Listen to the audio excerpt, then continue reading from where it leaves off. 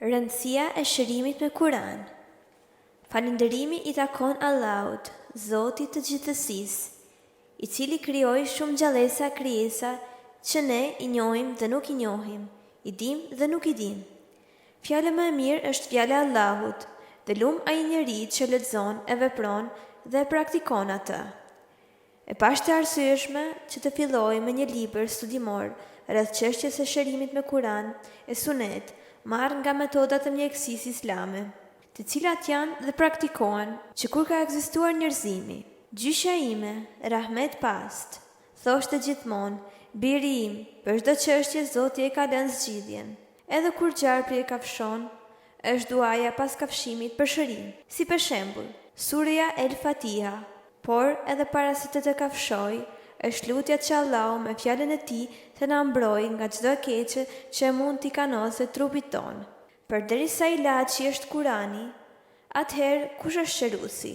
Shëruesi është Allahu, Zoti i plotfuqishëm, ai që solli mes nesh fjalën e tij si zgjidhje, si platformë dhe si rregullues të jetës sonë. Dhe Allahu pa diskutim si krijues është edhe shërues.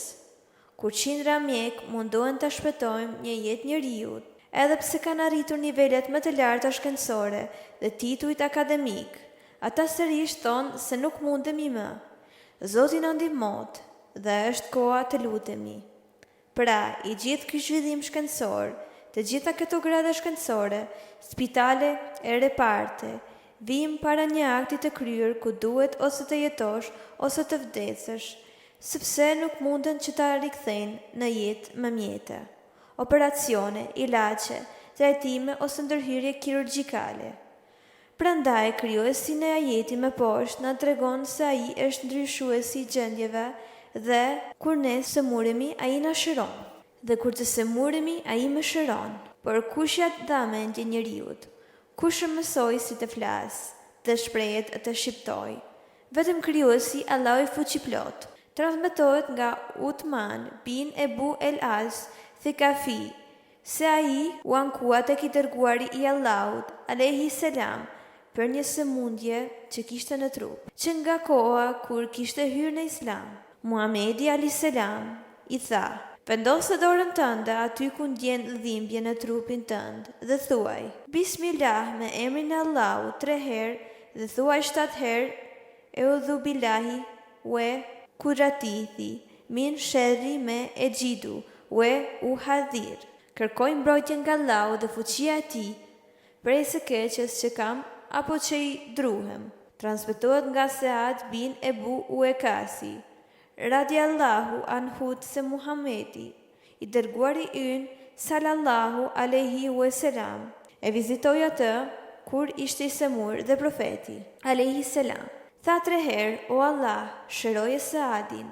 Transmetohet nga Ibn Abasi radiallahu anhu se ka thënë pejgamberi Muhammed alayhi salam i bënte rukje Hasanit dhe Husenit dhe thoshte: "Babai juaj i bënte rukje me to Ismailit dhe Ishaku duke thënë: Eudhu bi kelimati lahi tamme min kulli shejtanin we hameu we min kulli ainin lamme." Kërkoj mbrojtje me fjalët e Allahut të plota, prej çdo shejtani dhe helmuesi, nga kafshet dhe nga çdo sy i keq. Kurani është ilaç. Allahu i lartësuar na lajmëron se fjala e tij për muslimanët është zgjidhje, shërim, kurse për pabesimtarët sjell vetëm dëshpërim, sepse i pabesi nuk beson. Ne të shpallim Kuranin që është shërim për besimtarët, kurse jo besimtarëve nuk ju shton gjë tjetër përveç se dëshpërim. Në hermeneutikën e Kuranit, gjatë komentimit të ajetit më sipër, disa dietar musliman thonë se Kurani është ilaç i plot për të gjitha sëmundjet fizike dhe shpirtërore të kësaj bote dhe të botës tjetër. Mirëpo, çdo kush është i aftë ose i përshtatshëm për të shëruar me Kuran. Por në qoftë se i sëmuri e gjen formulën e shërimit duke vënë Kuranin përballë sëmundjes, me bindje të fortë e sinqertë me efikasitetin e tij, duke përmbushur kushtet për shërim, atëherë nuk ka sëmundje që mund t'i dalë përballë. Ibn Kaimi e shkruan: "U sëmura në Mekë dhe nuk gjeta asnjë mjek as ilaç. U shërova me Fatihan. Do ta lexoja më shumë herë në një gllëng uji të Zemzemit e pastaj do ta pija atë. Më në fund u shërova. Pas një përvoje të këtillë, filloja që ta zbatoja atë, edhe në llojet e tjera të sëmundjeve dhe t'i shëroja ato plotësisht në mënyrë efikase. Sëmundjet ndahen në disa lloje, por këtu dua të specifikoj sëmundjet fizike apo trupore, dhe ato metafizike apo të shpirtërore, që nuk shihen, por që realisht janë dhe shkaktojnë dëme të mëdha të njeriu dhe shoqëria njerëzore. Rëndësitë e shërimit me Kur'an janë disa. Qetëson trurin. Zemra qetësohet dhe funksionon qetësisht me ritmin e ajeteve dhe të duave, lutjeve. Shpirti gjen vërtetësinë ose origjinalitetin e vet, duke u prehur në fjalën e Krijuesit.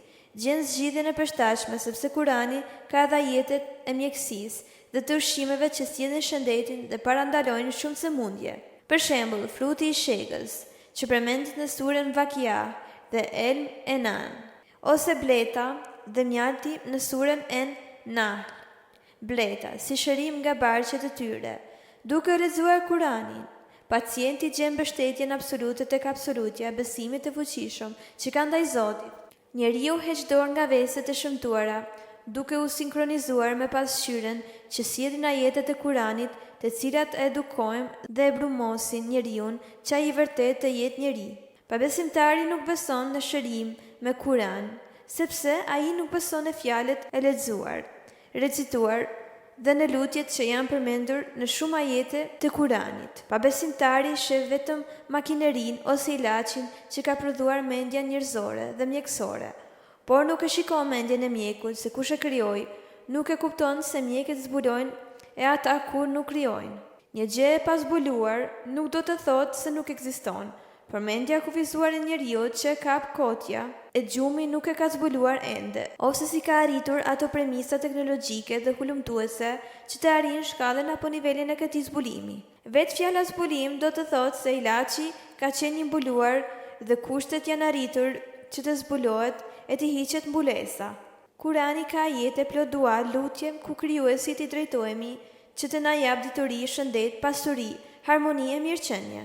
Kurani është pranverë e zemrës, aromë e shpirtit, platformë për njerëzimin. Nga jetët, hadithet, provat kombëtare dhe ndërkombëtare, por është vërtetuar edhe në mënyrë eksperimentale se Kurani ka shënuar miliona njerëz, i ka udhëzuar ata dhe i ka drejtuar drejt përmirësimit të familjes dhe jetës me shoqërinë përreth. Unë vetë jam dëshmitar që shumë njerëz ndihen të lumtur dhe pa probleme pas seancave me rukje dhe dëgjimit me Kuran. Ata ndihen krenar se Kurani tashmë është zgjidhje për ta.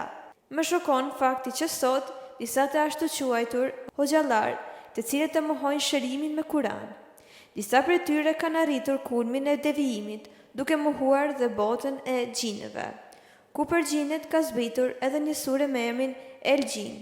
Ato shtëpi në të cilat këndohet Kurani ka bereqet, aty ku studiohet Kurani ka dritë, e ku praktikohet ka vetëm shpëtim. Metodat e shërimit me Kuran, me urtësi e këshilla, me lutje e reflektim, sjellin vetëm ndryshim dhe na orientojnë drejt paqes, dashurisë dhe afërsisë me të tjerët.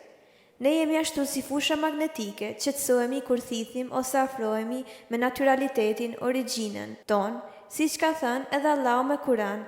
Ata që besuan dhe me të përmendur Allahun, zemrat e tyre qetësohen, pra ata dini se me të përmendurin e Allahut, zemrat stabilizohen. Prandaj këto argumente janë për ata që kanë mend e të mendojnë, sy që të shikojnë dhe vesh që të dëgjojnë.